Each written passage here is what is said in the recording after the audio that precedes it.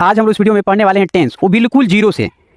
अब इससे जीरो हो ही नहीं सकता। तो देखिए टेंस का मतलब होता है काल। तो टेंस कहते किसे हैं? तो क्रिया के होने के समय को हम लोग टेंस कहते हैं। तो टेंस के कितने भाग होते हैं, कितने पार्ट होते हैं? तो देखिए मैं आपको विस्तार से बता रहा हूँ, बिल्कुल विस्तार से बता रहा हूँ, इसको समझने की कोशिश कीजिएगा। तो टेंस के 3 भाग होते हैं, ठीक। तो पहला होता है, आपको मैं बता रहा हूँ बढ़िया से, समझने की कोशिश कीजिए। प्रेजेंट टेंस होता है, प्रेजेंट टेंस। दूसरा होता है आपका पास्ट टेंस, पास्ट टेंस। अब इससे जीरो नहीं हो सकता। तीसरा होता है फ्यूचर टेंस, फ्यूचर टेंस, ठीक। ये हुआ। उसके बाद में प्रेजेंट टेंस का हिंदी आपका होता है वर्तमान काल, वर्तमान काल। आपका पास्ट टेंस का हिंदी होता है भूतकाल। फ्यूचर टेंस का हिंदी होता है भविष्य काल, भविष्य काल, ठीक। अब वर्तमान काल कहते किसे हैं? जो क्रिया वर्तमान में हो रही हो, जैसे मैं अभी पढ़ा रहा हूं और आप पढ़ रहे हैं, तो उसे हम वर्तमान काल कहते हैं। 24 घंटा के दायरे में जो काम कर रहे हैं आप, वो वर्तमान काल है। और 24 घंटा से पहले जो कुछ भी आपने किया है, जो कुछ भी किया है, वो भैया आपका भूतकाल है। और जो कुछ भी 24 घंटा के बाद करेंगे, यानी कि आप सोच रहे हैं कि मैं ये करूँगा, ये करूँगा, मैं पढ़कर डीएम बनूंगा, मैं पढ़कर आईएएस बनूंगा, ऐसा कुछ आप सोच रहे हैं, तो वे आपका भविष्य की बातें हैं। भविष्य के बारे में सोच रहे हैं, तो वो आपका भविष्य काल है, ठीक। और टेंस पहचानने का भी तरीका थोड़ा सा मैं हल्का बता दे रहा हूँ। टेंस कैसे पहचानिएगा कि प्रेजेंट टेंस है और पास्ट टेंस है, फ्यूचर टेंस है। उससे पहले मैं बता दूं कि प्रेजेंट टेंस के कितने भाग होते हैं। तो मैं आपको बता दूं, विस्तार से बता रहा हूँ, समझने की कोशिश कीजिएगा। प्रेजेंट टेंस, प्रेजेंट टेंस के 4 भाग होते हैं, 4 भाग होते हैं, ठीक। प्रेजेंट टेंस के 4 भाग होते हैं, ठीक भाई। प्रेजेंट टेंस के 4 भाग होते हैं, कौन कौन होते हैं अब इसको जानेंगे हम लोग। तो प्रेजेंट टेंस के 4 भाग होते हैं। तो पहला होता है प्रेजेंट इंडेफिनिट, प्रेजेंट इंडेफिनिट। दूसरा आपका होता है present continuous.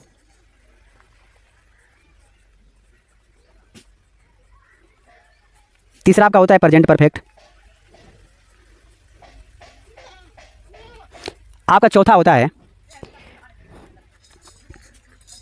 Present perfect continuous, ठीक। सेम उसी तरह से आपका पास्ट का होता है। पास्ट का कितना भाग होता है, तो उसको भी मैं बता दे रहा हूँ। पास्ट का भी 4 भाग होता है। पास्ट टेंस के 4 भाग होते हैं। पास्ट टेंस के 4 भाग होते हैं, तो कौन कौन होते हैं भाई? Past indefinite, past continuous, past perfect, past perfect continuous. आपका 1 नंबर, 2 नंबर, 3 नंबर, ये 4 नंबर, ठीक। सेम कंडीशन फ्यूचर का होता है। विस्तार से देखिए, बिल्कुल जीरो से। फ्यूचर टेंस के 4 भाग होते हैं। Future indefinite, future indefinite, future continuous, future perfect, future perfect continuous. यानी कि मैं आपको बताया हूँ कि टेंस का मतलब होता है काल। क्रिया के होने के समय को हम काल कहते हैं। यानी किस काल में क्रिया हो रही है, वर्तमान काल में जो चल रहा है 24 घंटे के दायरे के अंदर, यानी 24 घंटे के अंदर चल रहा है, तो वर्तमान काल है। उसका पहचान होता है, वर्तमान काल पहचान होता है, हैं, हूँ, हो। अब जो क्रिया पास्ट में हो रही हो, भूतकाल में, यानी कि था, थे, थी आएगा। जैसे ये पास्ट के बाद आ गया, तो ये पास्ट टेंस यानी भूतकाल हो गया। अब भविष्य काल आता है फ्यूचर टेंस। भविष्य काल, इसका पहचान होता है गागेगी। जैसे कि मैं कल स्कूल जाऊंगा, यानी 24 घंटे के बाद जाऊंगा, ठीक। फिर उसका प्रेजेंट टेंस के 4 भाग होते हैं, कौन कौन? तो प्रेजेंट इंडेफिनिट होता है, प्रेजेंट कंटिन्यूअस होता है, प्रेजेंट परफेक्ट होता है, प्रेजेंट परफेक्ट कंटिन्यूअस होता है। उसी तरह से सेम पास्ट टेंस के 4 भाग होते हैं, past indefinite, past continuous, past perfect continuous. Same condition future tense के 4 भाग होते हैं, future indefinite, future continuous, future perfect continuous. अब हम लोग इसको पहचानना सीखेंगे, कैसे पहचानेंगे टेंस, तो मैं आपको बता दे रहा हूँ। देखिए पहले टेंस पहचानना सीखिए। फॉर एग्जाम्पल देखिए कि मेरा नाम हरिश्चंद्र है, ठीक। मेरा नाम हरिश्चंद्र है। एक मेरा बाजम फ्रेंड है गौरव, ये मेरा मित्र है, ठीक। मान लीजिए कि राजू काम करता है, करता है। दूसरा सेंटेंस आ गया, वे लोग जाएंगे, जाएंगे आ गया, वे लोग जाएंगे। तो देखिए मेरा नाम हरिश्चंद्र है, तो हरिश्चंद्र का पहला अक्षर जो है, हरिश्चंद्र का पहला अक्षर ह किसी भी वाक्य के अंत में आता है, उस पर आए की मात्रा या ओ की मात्रा आए तो वो प्रेजेंट टेंस होता है, यानी कि मैं प्रेजेंट टेंस में हूँ, प्रेजेंट टेंस में। और ये गौरव का पहला अक्षर जो ग है, ये किसी भी वाक्य के अंत में आए, किसी भी वाक्य के अंत में आए, उस पर ए की मात्रा आए या आ की मात्रा आए या बड़ी ई की मात्रा आए या ग आए, तो क्या ये फ्यूचर टेंस है। फॉर एग्जाम्पल मैं प्रेजेंट में आपको पढ़ा रहा हूँ और वो लखनऊ पटना जा करके दिल्ली कहीं पढ़ रहे हैं, तो अपना वो फ्यूचर बना रहे हैं और मैं वर्तमान में आपको पढ़ा रहा हूँ, यानी कि फ्यूचर डिस्ट्राई कर रहा हूँ। फॉर एग्जाम्पल समझ लीजिए। तो देखिए कोई पूछता है कि राजू काम करता है, कौन सा टेंस है, तो प्रेजेंट टेंस है। तो वे लोग जाएंगे या वे लोग घर जाएंगे, स्कूल जाएंगे, मैं खाना खाऊंगा, ये कौन सा टेंस है, तो ग आ रहा है तो फ्यूचर टेंस है। तो ये आपने प्रेजेंट और फ्यूचर को तो जान लिया। अब पहचान कैसे, सर पास्ट कैसे जानेंगे, तो मेरे भाई जानिए, ह और ग, ह और ग, यानी कि ह और ग को छोड़कर, छोड़कर वाक्य के अंत में, वाक्य के अंत में कुछ भी आता है, कुछ भी आता है, पास्ट टेंस कहलाता है, पास्ट टेंस कहलाता है, पास्ट टेंस कहलाता है। जैसे हम लोग स्कूल जाते थे, जाते थे, देखिए लास्ट में ह नहीं है और ग भी नहीं है, इन दोनों में से कोई नहीं है, तो आपका कौन सा टेंस हो गया, ये पास्ट टेंस हो गया। मुझे उम्मीद नहीं, पूरा विश्वास है कि आप टेंस पहचानना सीख लिए हैं। अब टेंस पहचानना सीख लिए हैं तो एक बात और भी थोड़ा सा जान लीजिए। ये सिंगुलर प्लूरल की बातें कुछ हो उसको थोड़ा जान लीजिए। और सिंगुलर, ये प्ले है, ईट है, ड्रिंक है, वाश है, वाच है, ये सब के सब वर्ब हैं, सब के सब वर्ब हैं। आप वर्ब का फर्स्ट फॉर्म जो होता है ऑलवेज प्लूरल होता है। सिंगुलर बनाने के लिए हमें इसमें एस या ई जोड़ना पड़ता है, एस या ये, जैसे प्ले है इसमें हमने ए जोड़ दिया, प्लेस कर दिया। ये ईट है, ईट में ए जोड़ दिया, सिंगुलर हो गया। ड्रिंक है, मैंने ड्रिंक्स कर दिया, ए जोड़ दिया, ड्रिंक्स सिंगुलर हो गया। वाश है, मैंने ई जोड़ दिया, इसमें वासेज हो गया। वाच है, हमने इसमें ई जोड़ दिया, ई जोड़ दिया। ये सब का सब क्या हो गया, सिंगुलर हो गया। एक चीज़ और, वर्ब, मैंने वर्ब बोला तो वर्ब का दो पार्ट होता है, आपका एक मेन वर्ब होता है, एक आपका हेल्पिंग वर्ब होता है। तो सिंगुलर प्लूरल पहचानने का मैं तरीका बता रहा हूँ, मेन वर्ब हो या वर्ब हो, मेन वर्ब हो या वर्ब हो, कुछ भी हो, मेन वर्ब हो या आपका हेल्पिंग वर्ब हो, जिसके अंत में, जिसके अंत में एस आता है, वर्ब हो या हेल्पिंग वर्ब हो, कुछ भी हो, तो वो ऑलवेज क्या होता है, तो मेरे भाई सिंगुलर होता है। क्या होता है, सिंगुलर होता है।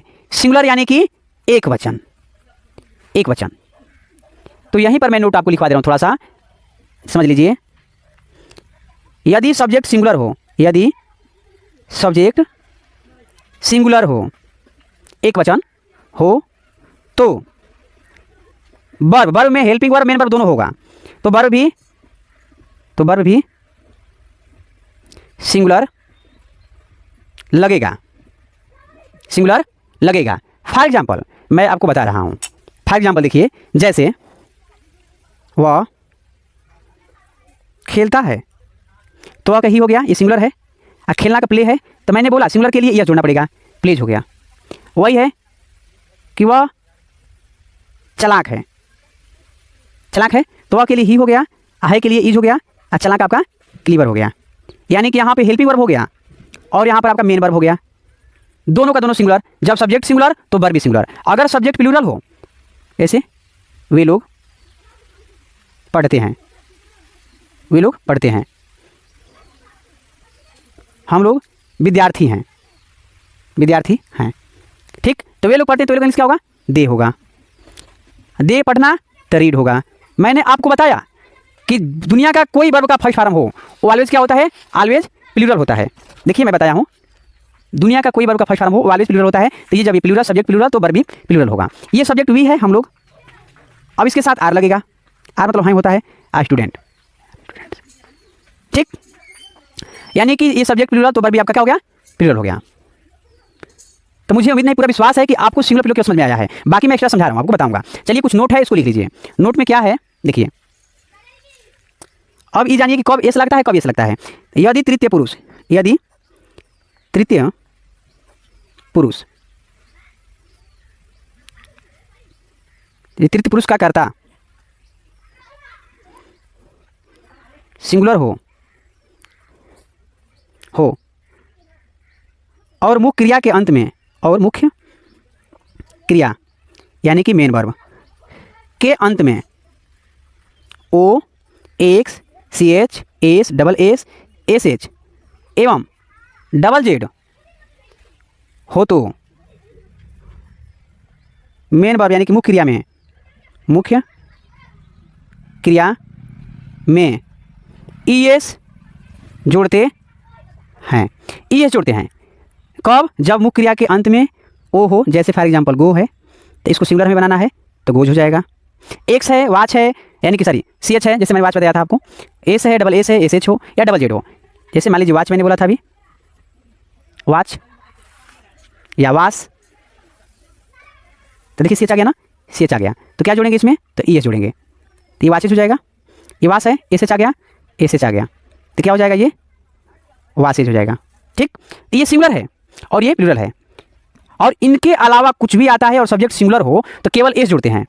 इसको भी लिखवा देना किसके साथ एस लगता है, किसके साथ नहीं लगता है। तो देखिए नोट नंबर सेकंड समझ लीजिए, आई वी यू दे और बहुवचन कर्ता के साथ एस या ई एस नहीं जुड़ते हैं। जैसे वे लोग दौड़ते हैं, तो वे लोग का दे हो गया, प्लूरल है, दौड़ना करण हो गया, हमें मुख्य क्रिया में एस एस नहीं जोड़ना है, हमें मुख्य क्रिया में एस एस नहीं जोड़ना है। फिर अगला दूसरा नोट इसमें दे दिया है, तीसरा मान लीजिए कि ही सी ईट नेम और एक वचन कर्ता के साथ मुख्य क्रिया में एस या ई एस जोड़ते हैं।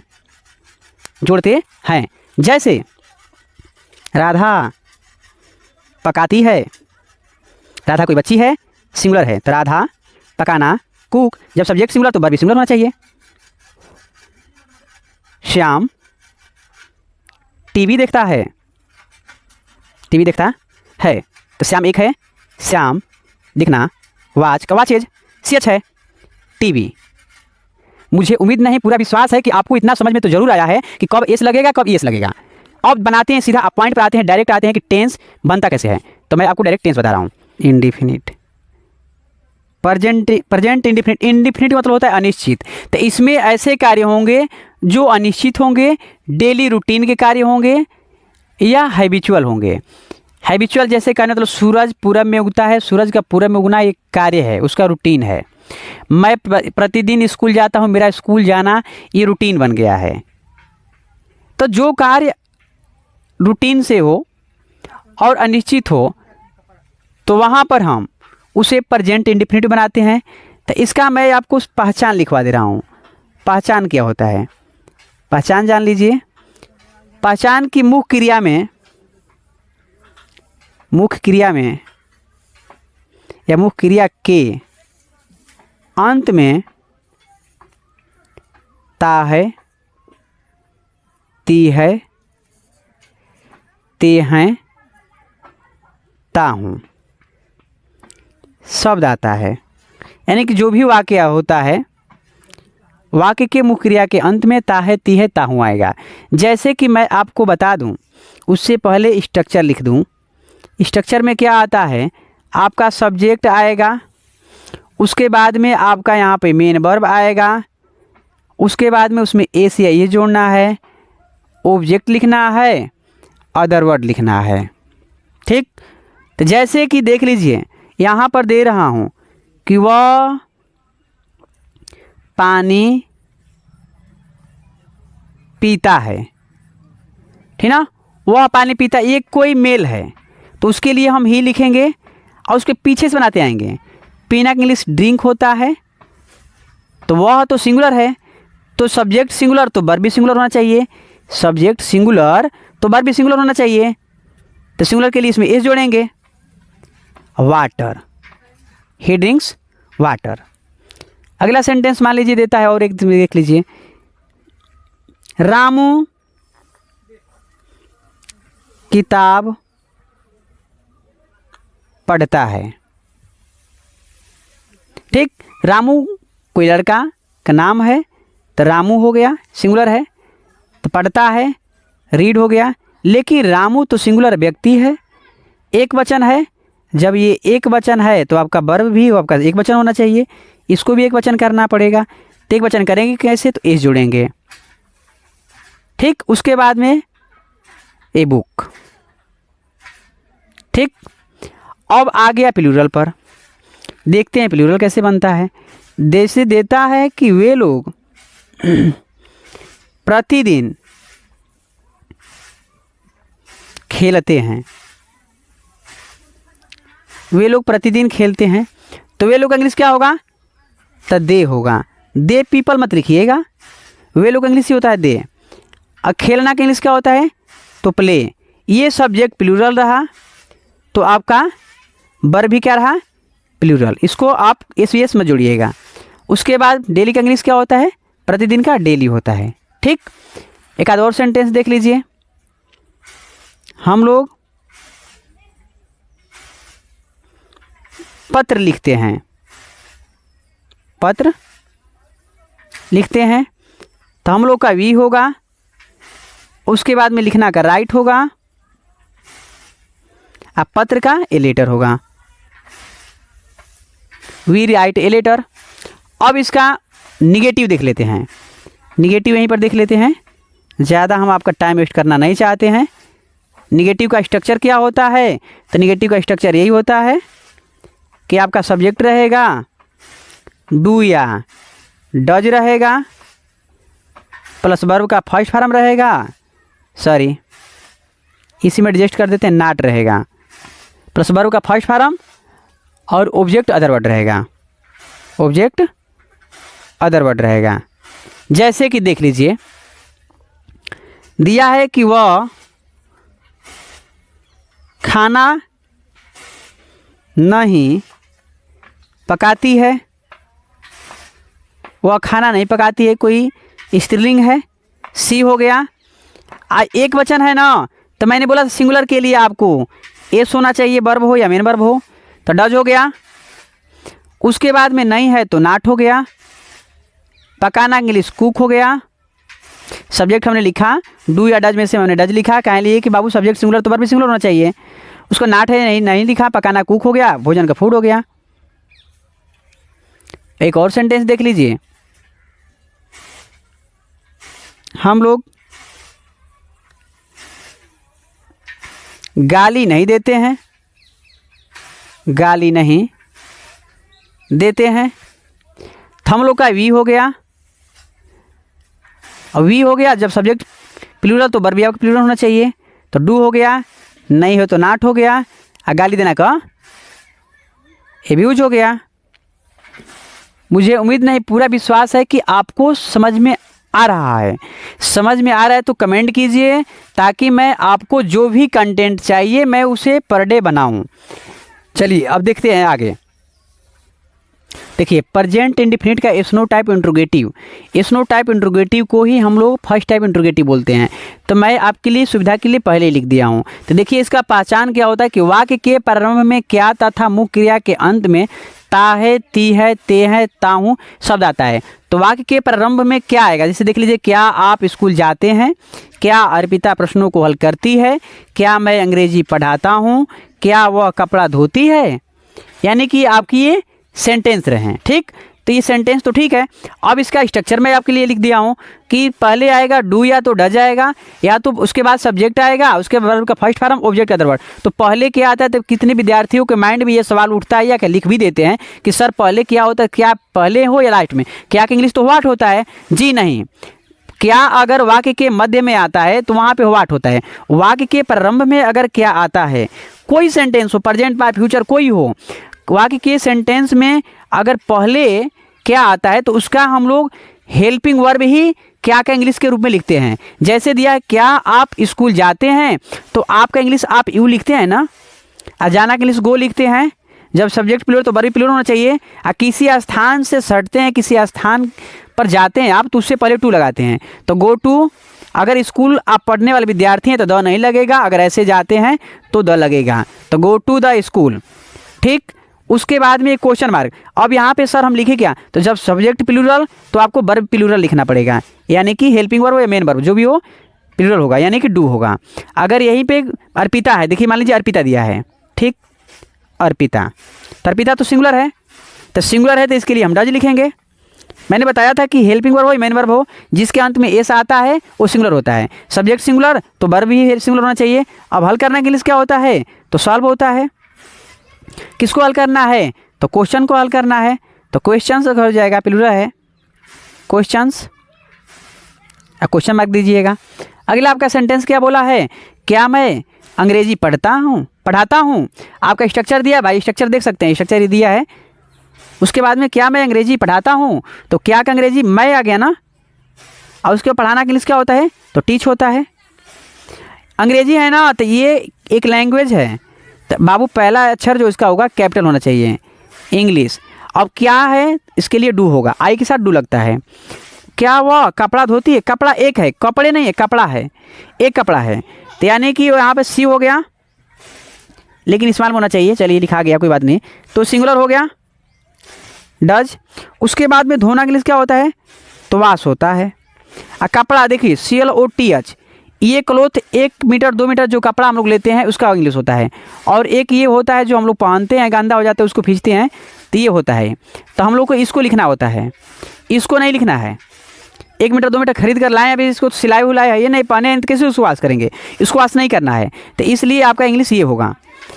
अब इसका हम लोग देख लेते हैं निगेटिव, तो निगेटिव देख लेते हैं। निगेटिव में कुछ नहीं करना है, बस सब्जेक्ट के बाद आपको नॉट लगाना होता है। सब्जेक्ट के बाद जैसे कि देते हैं, मान लीजिए आपको देता है, क्या दादाजी रामायण नहीं पढ़ते हैं, रामायण नहीं पढ़ते हैं, मान लीजिए ऐसा देता है सेंटेंस, क्या दादाजी रामायण नहीं पढ़ते हैं। जैसे नेगेटिव सेंटेंस दिया है, क्या दादाजी रामायण नहीं पढ़ते हैं, तो इसमें नहीं आ गया, तो करना क्या है, तो पहले आप तो द ग्रैंड फादर लिखिएगा, द ग्रैंड फादर।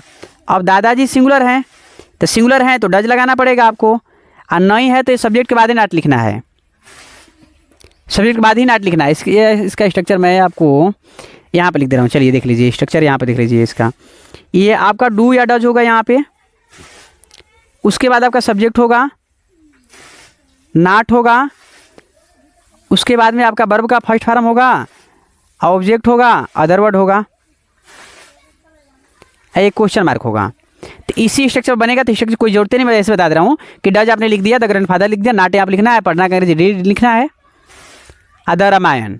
कोई धार्मिक पुस्तक हो तो भाई उससे पहले द लगाइएगा, अब क्वेश्चन मार्क देना मत भूलिएगा। क्या तुम लोग चाय नहीं पीते हो, तुम लोग है ना, यू, इसके साथ डू लगेगा। आप बाबू नहीं है ना, तो सब्जेक्ट के बाद ही नॉट लिखना है, नॉट।